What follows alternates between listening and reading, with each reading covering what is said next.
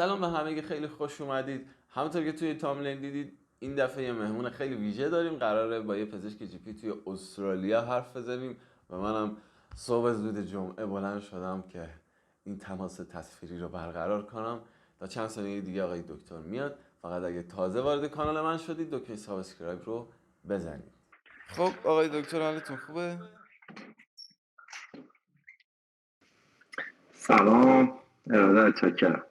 سلام خدمت آقای دکتر آرمان احمدی از خطه زیاد رسمیش نکن دکتر نه، آرمان امیر.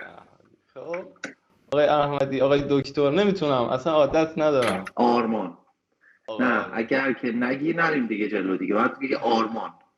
اینجا کلا یه چیزی که عادت میکنی خیلی جالبه. اینجا به اسم کوچیک صدات میکنن همه، مهم نیست چجوری باشه. فقط اینایی که یک بک‌گراند آسیایی و میدل ایست دارن این همه به این دکتر چسبیدن و اینجا و الا اینجا حالا اون دکترها که سنشون بالاست، اینجا اسم کوچیکه، حالا مهم نیست هر چی که باشه. چه جالب. چون ما مثلا نامه که میخوای بنویسی، نامه ریفرال که میخوای بنویسی، مثلا نمی‌نویسی فرض کن دیر دکتر احمدی، می‌نویسی دیر آرمان. حتی متخصص مثلا من امروز یه مریض ارجاع دادم به جراح، مثلا اسمش بود لوک لو، نوشتم دیر لوک، نمی‌نویسم دیر دکتر لوک. خب اینجوری البته نه دیگه، اوکیه، چرا باید قاطی شه؟ اینجا اوکی، ما کار اوکی نیست، نه هیچ عجیبی هم نیست. ما فکر میکنه اوکی است به خاطر اینکه همه پزشکی ها رو بر اساس تفسیری که کردن رده بندی میدونیم، در صورتی که اینجا همه همدیگه با همدیگه در یک چیز هستن. دقیقاً، چون ما تو دانشگاه حتی به چه میدونم به ترم 3 هم میگیم دکتر، یعنی به همه دکتر صدا میکنن، خانوم آقا، حتی خانومش هم نمیگیم. ما ترم یک از ترم یک به هم دیگه میگفتیم دکتر. ولی آره این که معموله، همینجا دانشجو پزشکی اینجا هم چیز میکنن. حالا من احتمالاً هفته دیگه با یکی از دانشجو پزشکی اینجا صحبت کنم، میذارم ویدیوشو، ولی در کل تو محیط کار حالا با استفاده میکنم. خب آقای دکتر، شروع کنیم از یه تیکه، از یه جایی باید شروع کنیم، به ترتیب بریم جلو. بهمون بگید که الان کجایی دقیقاً؟ من پزشکیمو تو ایران خوندم، خیلی سریع فقط ولی یه بیوگرافی میگم. من پزشکیمو تو ایران خوندم، بندرعباس خوندم، بعد تقریبا بعدش اومدم 4 سال کار کردم، 3 سال و نیم کار کردم، بعدش اومدم استرالیا و استرالیا اومدم نیو ساوت ولز، ایالت نیو ساوت ولز. الان کارم توی یک جایی تقریبا 1 ساعت و نیمه سیدنی، اسم شهر هست گلبرن و اونجا کار میکنم به عنوان پزشک جی پی. چی میخواستم بگم؟ روش مهاجرتتون چی بوده؟ همین فرایند مهاجرت رو میگین که از لحظه که تصمیم گرفتین چجوری اقدام کردین؟ آره، من استاجر بودم یا استودنت بودم، شیراز بهش میگن استاجر، بقیهش میگن استودنت، یعنی تقریبا فیزیوپات بودم. بعد هیچی دیگه، جو خارج و مهاجرت از همون اول کار بود توی من.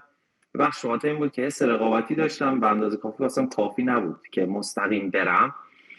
یک بخشیش هم به خاطر این بود که یک بک‌گراندی داشتم که یک سری شکستایی توی کنکور خورده بودم که می‌خواستم جبرانش کنم. اینا دلیل خوبی نیست، اینا اصلا من با اونا مخالفم، دارم فقط صرفا سرگذشتم توضیح میدم.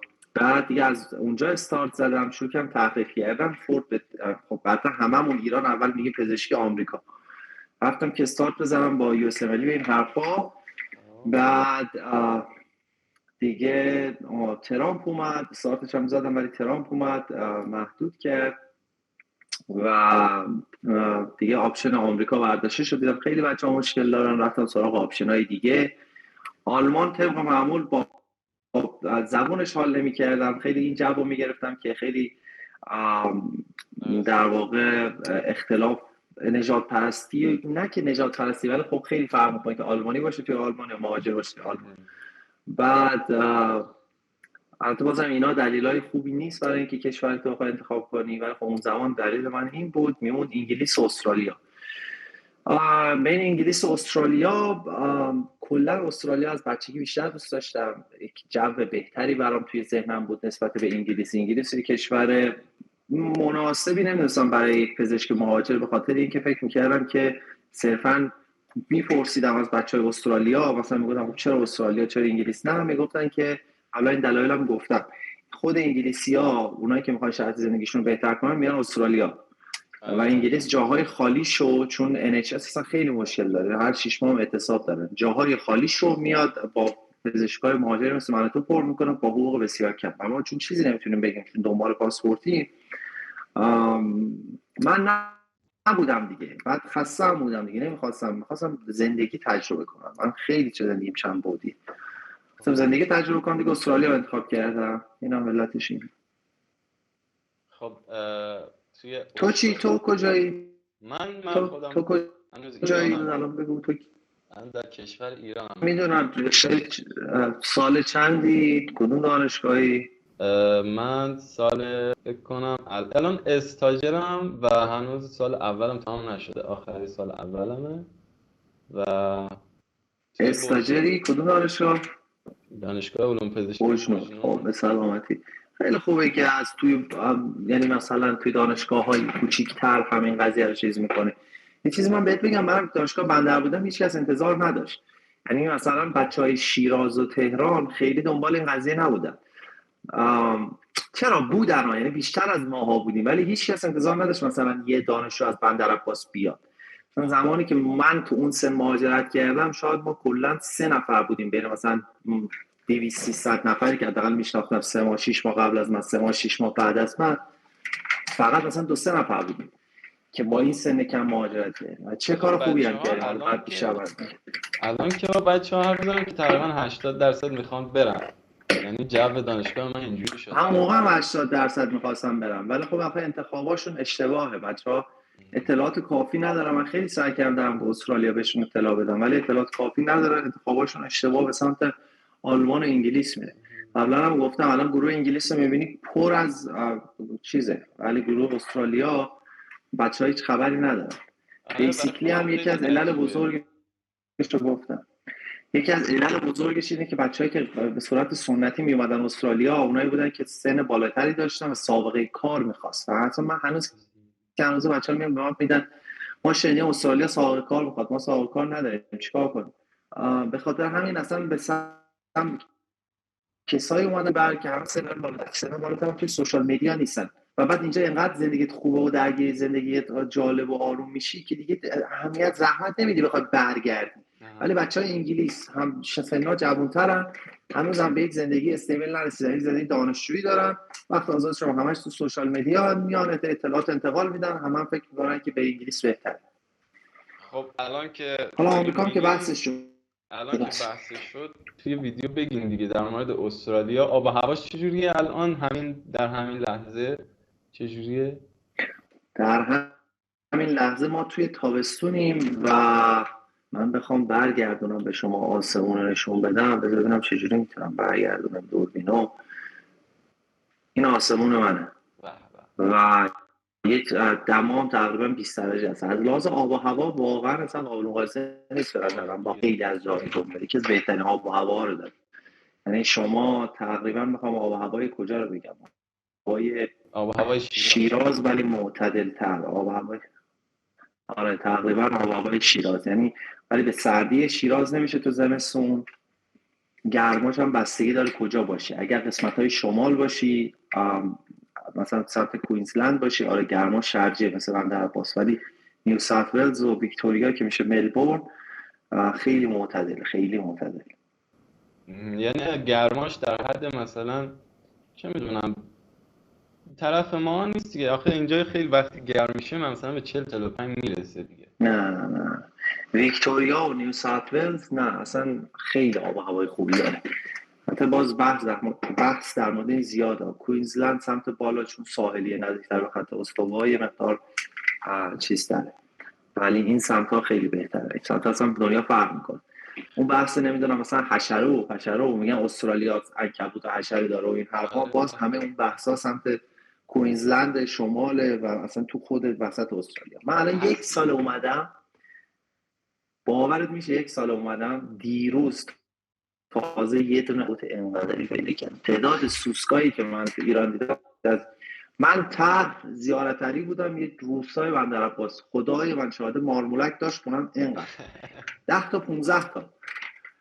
بعد نمیستم بکشمش، همینجور وقت خودشون زندگی میکردم. من اینجا هنوز بعد از 1 سال هنوز حشره ندیدم. یکم خیلی بستگی داره کجای استرالیا. ما اسم استرالیا رو که میاریم اول میگن چه میدونم مار و عقرب و اینجور چیزا، برای خیلی میترسونن مردم. ما که ندیدیم. من همینجا الان چند وقت پیش یه عقرب سفید رنگ دیدم برای اولین بار در زندگی. پشمام بود. از اینا بگذاریم آقای دکتر، گفتیم آب و هوا چجوریه؟ آب و هواش چجوریه؟ می‌دونی چی میگم؟ ما بچهای دانشگاه هر جا میریم یه آب و هوایی داریم که مربوط میشه به آب و هوا. یه آب و هوای دیگه هست که فکر کنم فهمیدین در مورد چی حرف می‌زنم. آب و هوا بخوام برات بگم، نگاه به دقیق بپرس تا دقیق جواب بده. من نمیدونم دقیقا چه سوالی پای بپرسی. به قول یکی از یعنی من اینا رو توی چیز پرسیدم. دانشگاهتون دخترم داره یا نه؟ دانشگاهتون دخترم داره؟ خب بذار، این قضیه خیلی پیچیده است توضیح دادنش. من همزمان نمیخوام یه دیدگاه غلط بدم، همزمان نمیخوام نمیخوام یه دیدگاه غلط بدم. یعنی نمیخوام بگم که بده، نمیخوام بگم که خیلی خفنه،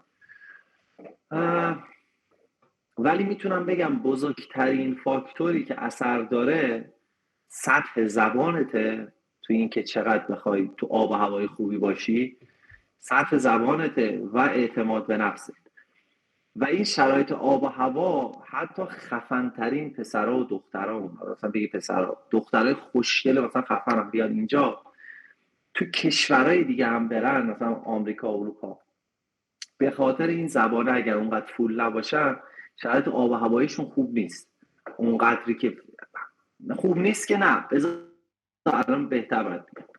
از ایران در نهایت بهتر میشه، خب، ولی اون چیزی که تو فیلم سینمایی ها میبینی نیست، خب، ولی از ایران بهتره، خیلی شرایط بهتره. اینجا روابط برای دخترها پسرها خیلی راحت تره، حل شده تره. یعنی کارهایی که ماها 30 سالگی میکنیم اینا که 17-18 سالگی میکنن. من یادم وقتی اومدم اینجا انقدر ذوق داشتم جان برم کلاب فلان بیسا مشروب اشغال. بعد دیدم کسایی که میرن کلاب اینجا همه 17-18 سالن، یعنی مثلا همسنای ما 25 تا 35 سال صرفا میرن پاپ یه مشروبی میخورن، حالا شاید برن از گاهی کلاب، ولی اصلا نوع تفریحات فرق. به خاطر هم اینا یه چیزایی دیدن که ما ندیدیم، کمتر خجالتی ترن، خیلی مسائل سکس و اینا خیلی براشون جا افتاده تره، ارتباط با جنس مخالف خیلی جا افتاده تره. مشخصه دیگه، مثلا دختر خوشش بیاد خوشش میاد، خوشش نیاد خوشش نمیاد. ولی یه مثلا مشکل بزرگی که داره، ما مثلا تو ایران همیشه اینو میگم واسه دوستان کلی میخندیم، ما تو ایران اینجوری مثلا با دخترها صحبت میکنیم، دختر پسرا، مثلا تو نگاه دختره میکنی، دختره ببین، دختره نگاه تو میکنه، میگه باید دختره یه آماری بده من برم سمتش، تا نگاه نکنه دختره سمتش نمیره. و اینجا کمتر اینجوری، حالا حداقل تو 1 سالی که من اینجا بودم دختره نگاهت نمیکنه، خب، به خاطر میکنه که مثلا خیره شدن استرینگ حساب میشه اصلا مثلا زشته، تو خودت هم مثلا بکش، دختر نگاه نمیکنه. و خیلی میخواد تنیه‌شو داشته باشی، اعتمادش داشته باشی که تازه مهاجر باشی، دخترم نگاهت نمیکنه و بری کولد اپروچ کنی، بری باهاش صحبت کنی، این خیلی فرق میکنه. حتی تا همون ایران ما خیلی اون جوره که بریم جلو، چون که مثلا میگه حالا میخواد چی بشه و طرز از شکست و فلان و مثلا این حرفا، منتظر ما میشه ببینیم آره دختره به ما آمار میده یا نمیده بعد بریم. ولی اینجا اگه فکر کنی من حالا باهاش نگاه بازی کنم، حالا یه خاطره تعریف کنم. یه دوست دارم فرید، ما دانشجو بودیم رفتیم کیش و امتحان دادیم، امتحان فکر میکنم امتحان فیزیولوژی بود، فیزیولوژی امتحان دادیم و رفتیم کیش. امتحان بعدی مثلا آناتومی بود، 6 روز 5 روز دیگه گفتیم پاشیم بریم کیش، ما امتحان داریم. من موقعم شاگرد اول دانشگاه بودم، اصلا نمیتونستم.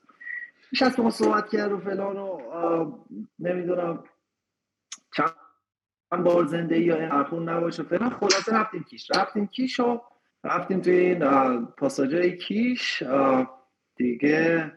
گفت خب چیکار کنیم چیکار نکنیم، بریم حالا مثلا شماره بدیم، بریم مثلا دوست دختر پیدا کنیم که حداقل 4-5 روزی که اینجاییم به خوش بگذره.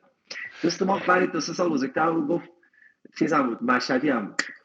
گفت اسپارید به من کارو، اصلا کارتون نباشه. رفت و خلاصه گفتیم فرید اون دختر خوبه، رفت با اون دختر صحبت کرد، رفت نزدیک دختر رو برگشت. گفتیم فرید چی شد رفتی باهاش صحبت کنی؟ میگفت نه نگاش کردم نسخش کشیدم، سری بعد که اومدیم حسابی میرم سمتش. حالا اینا قضیهش اینه، اینجا مثل ایران نیست که نسخ یارو رو بکشی حالا بعد بری. آره از این جهت سخته. بعد بازم میگم نمیخوام ابدیاش بگم ولی میخوام یک تصوری بدم بهتون که اینجا تو نجات پرستی رو تجربه نمی کنی. اینجوری نیست که اصلا نجات پرست باشن، آقا تیستشون فرق میکنه. چجوری بگم، یا حداقل تون ماها هنوز بلد نیستیم چجوری بریم دختراشون رو به دست بیاریم، مگه اینکه دختر ایرانی ببینیم، مگه اینکه دختر عرب ببینیم. ماها بلد نیستیم چجوری دختراشون رو به دست بیاریم. تیستشون فرق داره، عادت نداره. آقا چجوریه مثلا فرض کن یه تبریزی مثلا به یه تبریزی بیشتر علاقه‌مند میشه تا فرض کن به یه مثلا هرمزگانی خوزستانی مثلا این شکلی. تیستشون فرق میکنه. میگم مگه شرایط خاصی باشه، مگه تو خودشون بزرگ شده باشی، مگه اینکه واقعا بتونی مثل فوتبال زبان صحبت کنی و بتونی باشون کامیونیکیت کنی. خودت هم که فکر کنی با یه دختر وقتی میخوای حرف بزنی یه چیزی باید داشته باشی بهش بگی. حالا این بحث دیگه خیلی پیچیده تره که فکر می‌کنم برای ویدیوهای اول چالا در ویدیوهای بعدی میریم اپای دیتینگ و نمیدونم چجوری و اصلا دکتر باشی اینجا از نظرشون جذاب نیست و روش‌های مخزنی با دکتر احمدی از این به بعد. نه من با غلط بکنم اینجا افتادم سینگل درس میخونم همش باشگاه درس.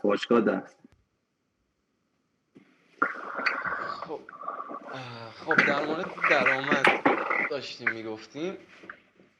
الان شما خودتون تقریبا چقدر درآمد سالانه‌تون حالا میتونین بگین اگه دقیق نمیشه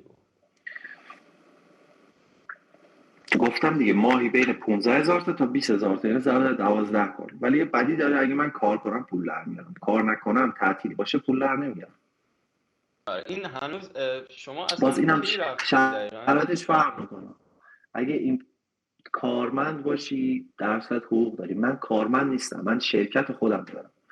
پزشکان اینجا شرکت خودشونو دارن یا کارمندن؟ سوالم اینه که شما الان دقیقا چند وقتی که استرالیایین؟ 10 ماه من استرالیا. خب تو ماه 10 ببین قبلا من توضیح دادم. خب ببین درآمد دولت 20% کمتر داره به من میده به خاطر که من لیمیتد ریجستریشنم. پس 20% من اینجا پتانسیل دارم. کلینیک داشته به من مثلا 55% میداده، درصد که وقتی جنرال ریجسترد میشم 70% تا 75% میده. من فولی بوکت نیستم، یعنی نصف روزا مریضا پرن. پس وقتی نصف 2 برابر بشه مریضا اینجا هم 2 برابر میشه. من خیلی پروسیجرهای زیبایی مثل جلوتاکس اصلا انجام نمیدم، دستگاهی ندارم توی کلینیک. پس یه جا هم اینجا اضافه میشه. من کلینیک خودم کار نمیکنم. اگه کلینیک خود باشه 10% نمیخواد بده، 30-40% هم اونجا زیاد میشه. جا رول زیاد داره ولی عجول نباید باشه. از ایران خیلی سریعتر رشد میکنی ولی عجول نباید باشه. خب این خیلی عجیبه چون من هر کشوری رو دیدم کسایی که مهاجر بودن اصلا حرفی که میزنن در مورد درآمد اینه یه چیز دیگه است کلا. اصلا میگن چه میدونم. آره خیلی درآمدشون پایین‌تره. من بابا خودم رو جر دادم به اینا، گفتم میخوایم بریم انگلیس چقدر درآمدشون بکنم 2000 3000. بابا من تو 10 ماه رسیدم به این درآمد. تو آخه مگه احمقی پاشی بری انگلیس 6 ماه 5 ماه بخوای بگردی دنبال کار، بعد وقتی توی استودیو آبون کار کنی تهش هیچی واسط نمونه که حالا من به ایران نزدیکم هر موقع بخوام پیش خانواده‌ام. تو آخه ایران هم بودی نمیرفتی به بابا مامان سر بزنی. خیلی بابا من اینجا روز 8 ساعت کار میکنم، 2 روز در هفته تعطیلم، تازه کمتر 2 روز در هفته هم راستی 2 روز در من کلا 5 روز کار میکنم، از این 5 روز 2 روزش هم نصف کار میکنم. نه الان شما حالا در مورد کار صحبت کردیم، فکر کنم گفته بودین تا ساعتهای 3 من ویدیوتون رو دیده بودم، تا ساعتهای 3 کار میکنین درسته؟ از 3 به بعد نه کلا امروز روزایی که نصف کار میکنم، امروز ساعت 2 بودم دیگه، 2 تا 5 و نیم، 2 تا 5 نبودم. مثلا امروز که روزایی که نصف کار میکنم. یعنی از صبح ساعت 8 تقریبا درسته؟ 9 9 9 9 تا 5 ساعت کار. اونجا 9 شروع میشه؟ من 8:45 بیدار میشم. 8:45 بیدار میشم. دستگاه قهوه مال اینجا هم به هم ریخته است، خواهم نشون بدم. یه دونه دستگاه نصف حساب خریدم، خیلی خفن. قهوه رو میزنم قشنگ میخورم، آروم آروم میرم سر کار. مریضا اومدن نشستن، میرم قشنگ پشت سیستم و شروع میکنم کار کردن. بابا خیلی خوبه ساعت 9 از حالا شهر بزرگ باشه دردسر. بابا ما اینجا الان پزشکای دیگه متخصصش هم باید 8 باشن تو این میدونم دیگه، کار کردم میدونم دیگه. بابا منم ایران کار کردم، من هر جوری مدلی که دیگه تو ایران کار کردم. من طرح بودم توی زیارت علی کار کردم. اینجا اصلا عجیب، ما 140 کیلومتر تا بیمارستان رودان فاصله داشت، نه تا بندر عباس. من جزیره هرمز پزشک بودم. اتفاق عجیبی برای من تو ایران افتاد که اصلا واقعا از ایران من ناامیدم. من بندر عباس دوباره به عنوان پزشک اورژانس بیمارستان خصوصی کار کردم، پزشک کلینیک خصوصی کار کردم. بندر عباس به عنوان پزشک زیبایی کار کردم، شیراز به عنوان پزشک زیبایی کار کردم، تو کلینیک‌های مختلف داشتم کار می‌کردم. یعنی هم انواع اقسام تجربه رو داشتم ایران. تجربهش اصلا قابل مقایسه نیست. خیلی پس اوضاع ولی ببین من این همه خوبی دارم میگم، اینجا هم نیست که مثلا الان بگی اینجا بهشته ها. بازم دارم میگم بهشتی در کار نیست. روی کاغذ تقریبا بهشته، یعنی این چیزی که میگین از لحاظ رو تئوری کاغذ بهشته، رو آره. کاغذ بهشته. آره ببین اینجا همینه دیگه، هندیا و نمیدونم بنگلادشیا و سریلانکایی‌ها شر دارن میان. ایرانی خودمون هم الان دارن میان. حداقل خبر دارم در ماه شاید یه چیزی بین 20 تا 50 تا ایرانی فقط داره وارد استرالیا میشه. خیلی آروم صداش هم در نمیارم. حالا قبلا یه اصلا جوی بود، میگفتن حتی اینجوری بود جو استرالیا، میگفتن بابا اینجا اوضاع بهشته، به کسی نگید که همه میریزن اینجا رو میگیرن. خدای من شاید خدا تفکر این بود، به خدا آره خب تفکر این بود. خاصیت ایرانی میگفتن از راست راهنمایی هم نکنید، همه میریزن. گفتم آقا احمد، ایرانی نیاد سریلانکایی میاد، هندی میاد. آره دیگه. البته راستم میگفتن ما ایرانی تر بزرگ زدیم، تر بزرگی هم زدیم. MCQ رو میشه بدونی که مدرک دستت باشه امتحان بدی. خب یعنی میتونستیم میگفتیم گور بابای دولت میخوام مثلا مدرکی رو به من ندی، میرفتیم کاندیشنال امتحان MCQ میداد. خب من کاندیشنال امتحان MCQ دادم، بعدا مثلا من 2 سال بعد مدرکم آزاد کردم. من کاندیشنال امتحان دادم، 2 سال بعد رفتم امتحان آزاد کردم. آقا ما گروه داشتیم، هی می اومدن میپرسیدن آقا ما مدرک نداریم چجوری بریم امتحان بدیم؟ میگفتیم آقا این کارو بکنید، این کارو بکنید، برید امتحانتون بدین، کاندیشنال میشین. بعد انقدر احمق بودن ایرانی‌ها که رفتن ایمیل زدن